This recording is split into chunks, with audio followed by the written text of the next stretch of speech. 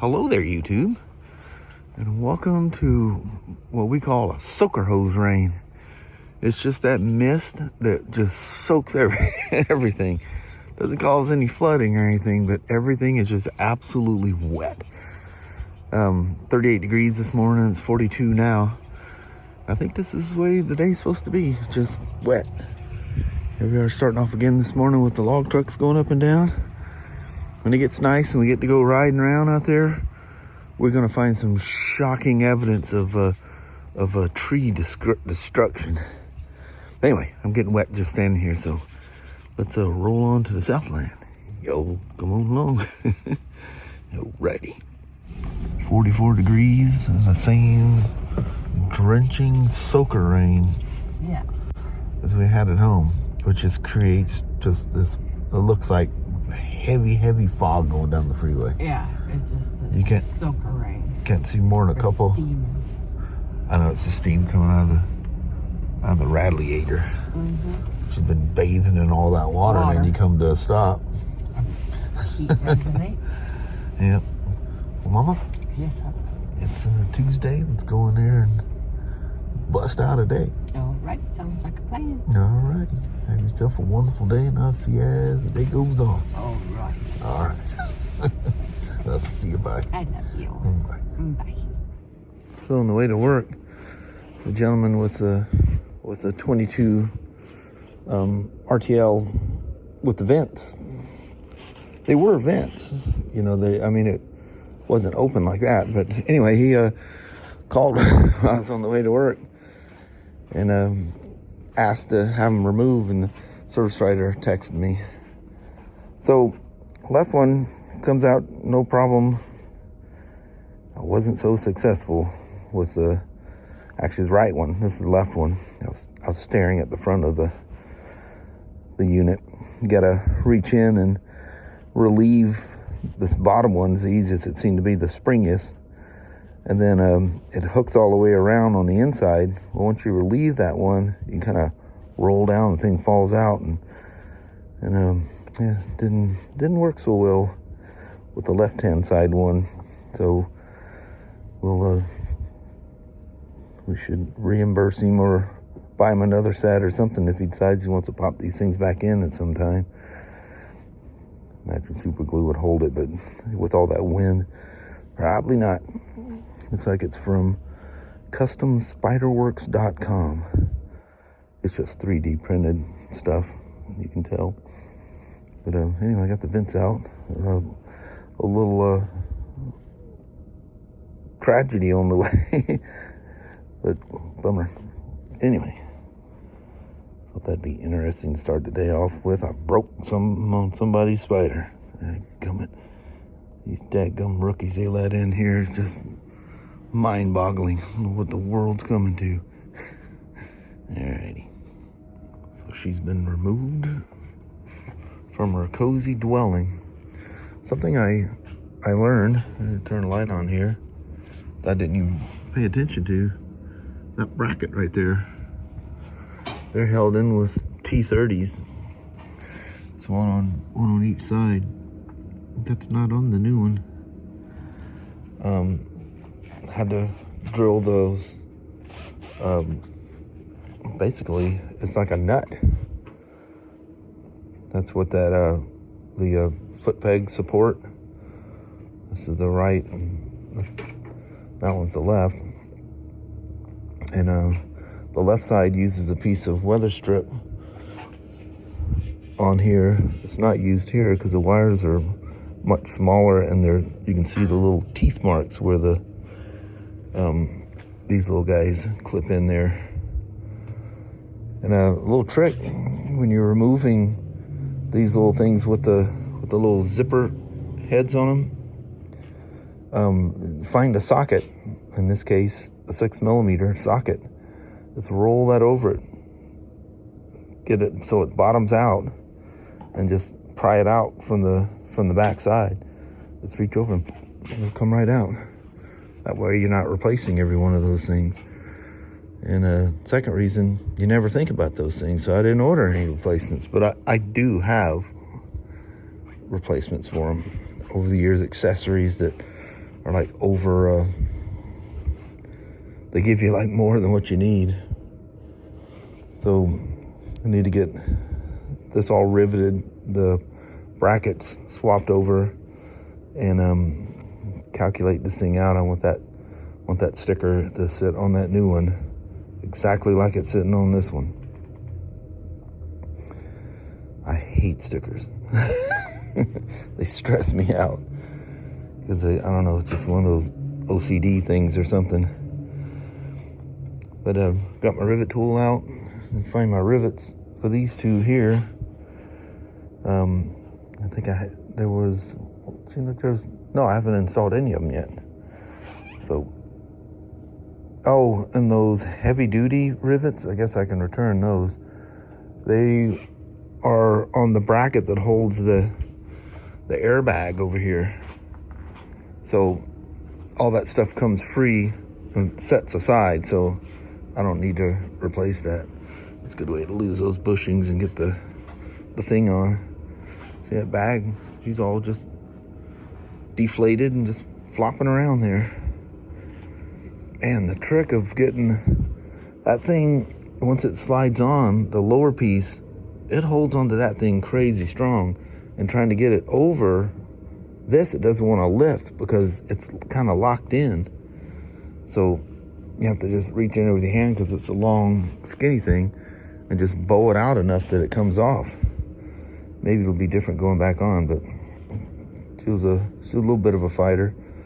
And then, you know, it's been a week or so since I worked on this last, so I was surprised how heavy that stupid thing was.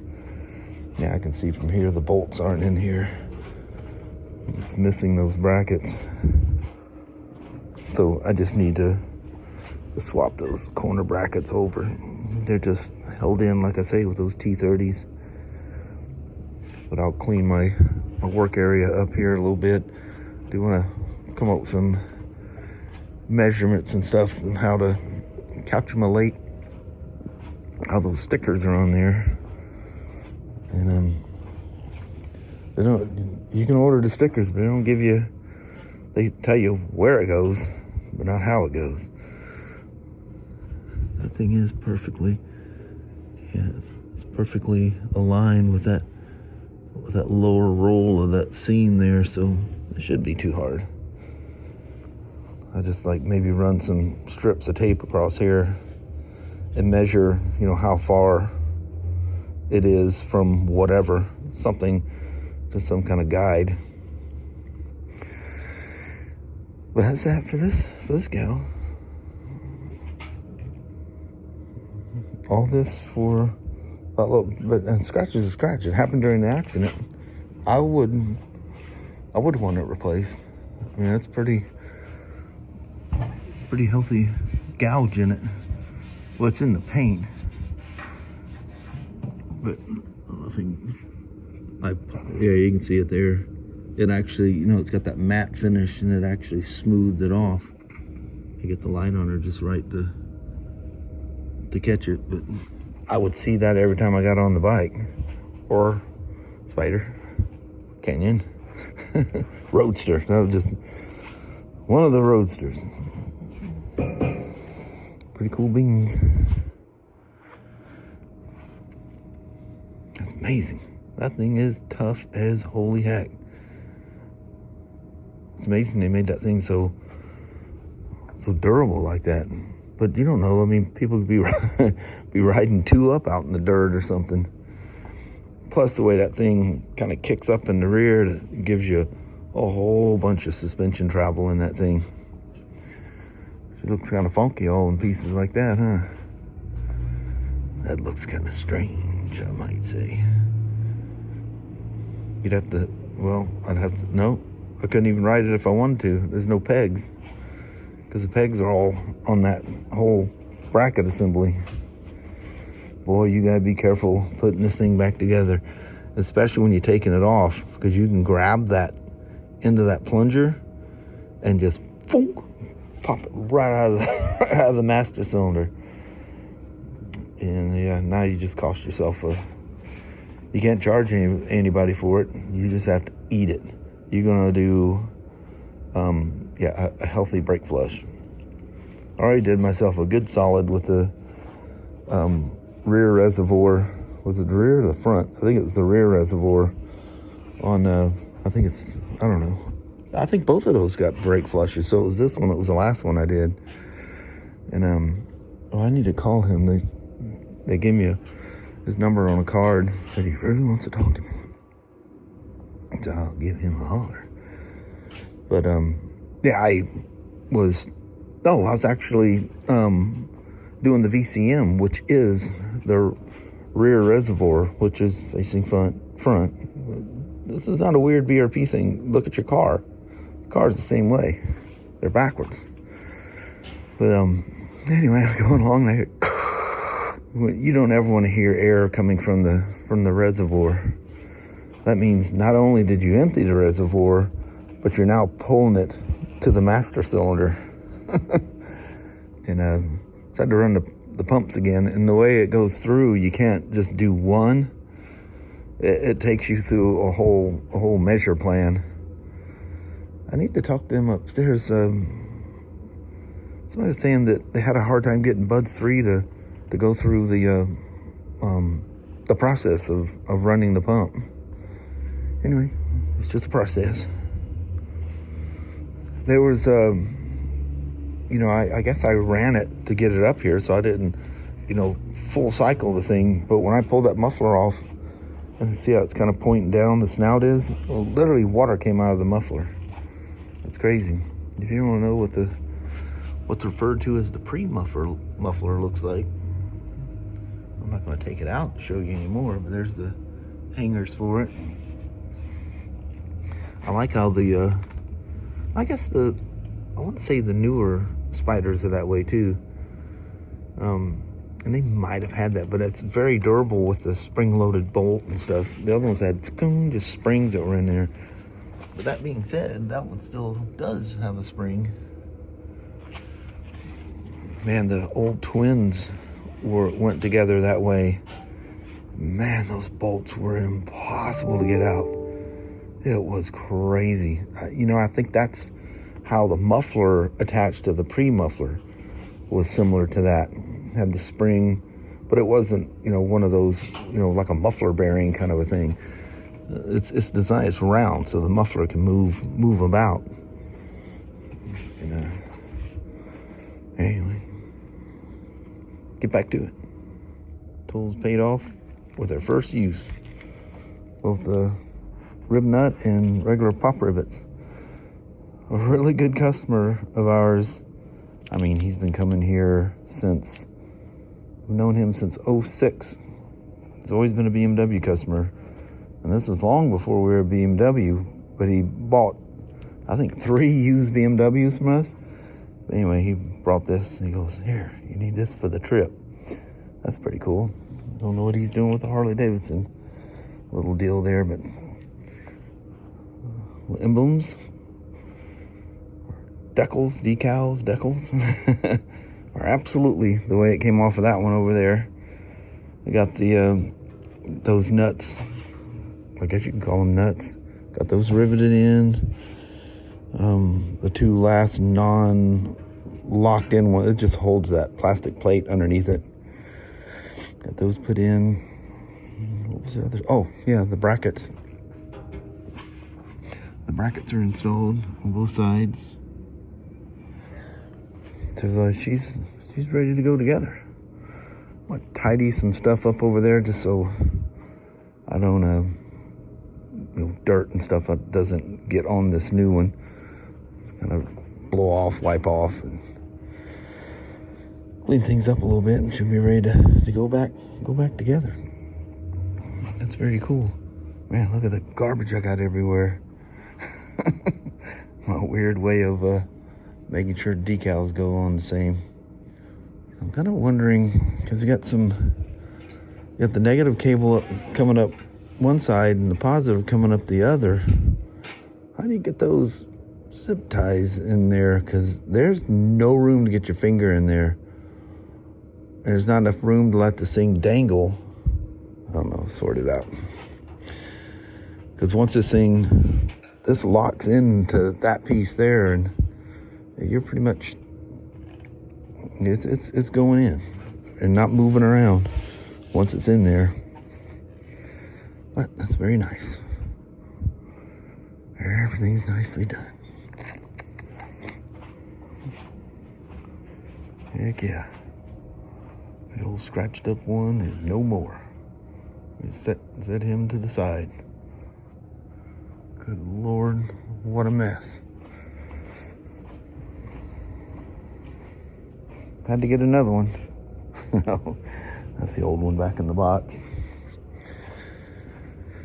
So that's all worked out. It was easier to go on than it was to come off. So while because this thing hangs really good here, and just have the bolts started enough they can't slip, well, there's enough of a gap that you're able to, let's get some light going here.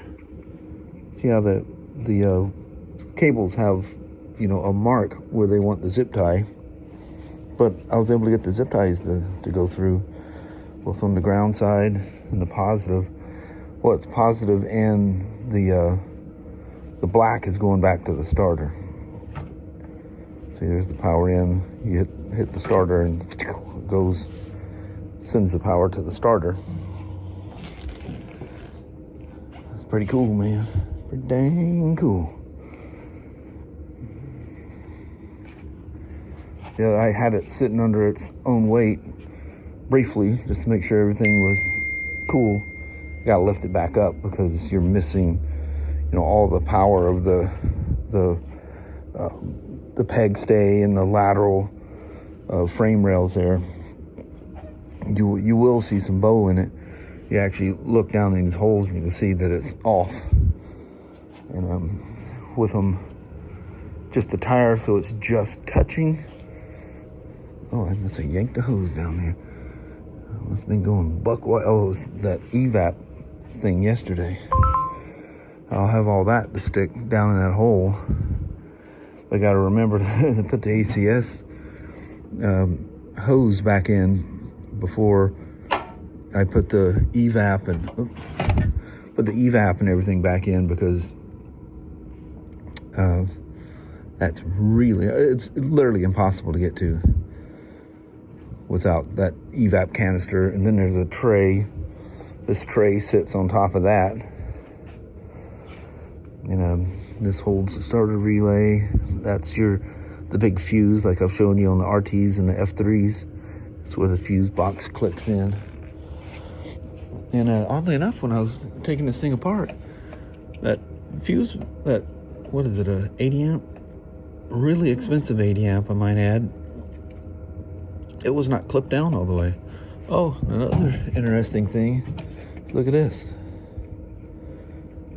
Both sides of the starter relay are loose. Good thing these things are joined, but that could eventually be a starting problem. Can you believe that that thing weighs nothing. It's just plastic nowadays. But you know what? You might complain that they're plastic. You know what never happens anymore? Starter relays never fail. I literally can't think the last time I replaced the starter relay on any motorcycle. I'm sitting here with the light on. That makes a little bluer. I had that down, so I'm putting the frame back on. But like I say, it was way easier. And the same thing with this side. I was able to. It just had just enough room that I could wrap those, the positive cable and starter cable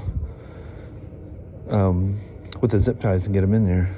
I was looking at that thing going, how in the world? Oh, look at all the room around that airbag.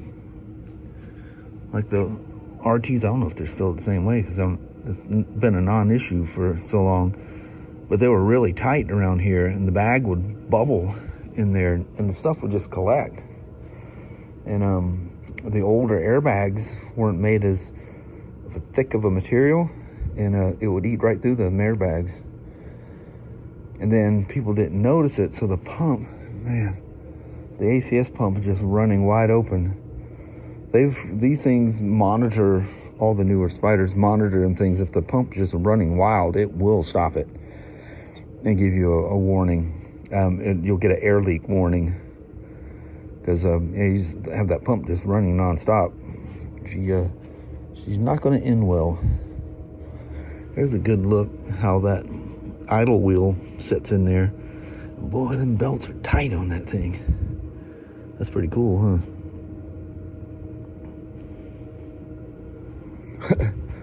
How close that belt runs to the top of that frame. That's pretty crazy. But it does its thing. All right, I'll keep moving forward. I'm really proud of my Canyon stickers on there.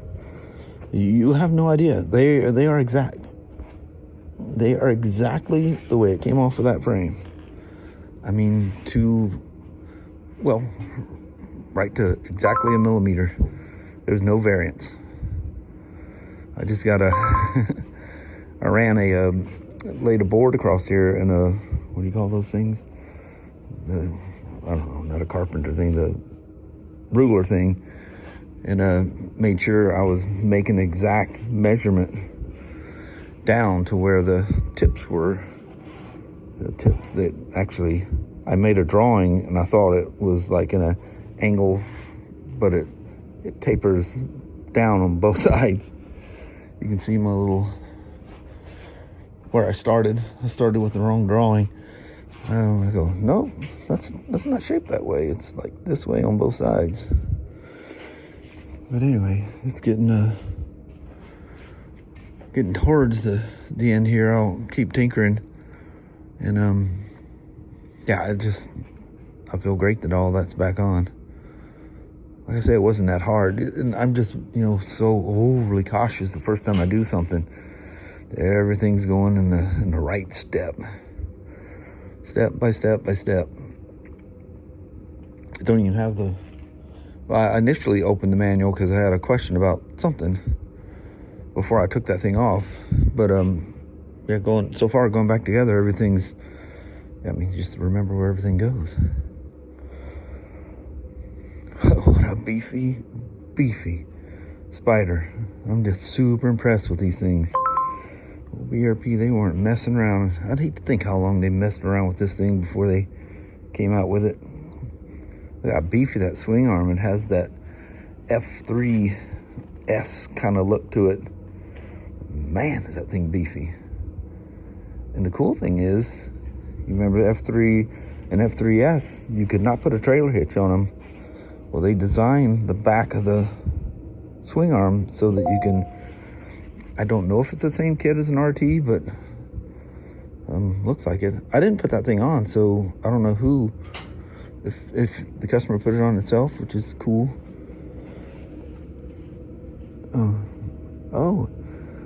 That brake stay is the caliper stay to keep it from spinning.